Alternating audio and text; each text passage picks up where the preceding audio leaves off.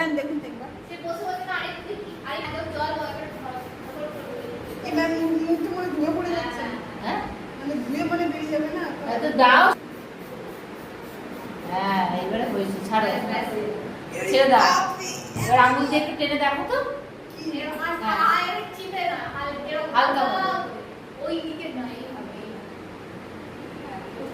না আর ওইটা দিয়ে দাও আরে বাহ চেক করব ডাব ডাব করে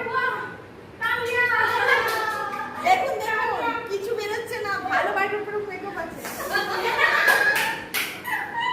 এখন দেখি কি ক্লিয়ার করে দিচ্ছে কিছু উঠেছে কিছু একটা ফোটা এই জন্য টাকাটা বেশি নেওয়া হয় এমনি এমনি হয় না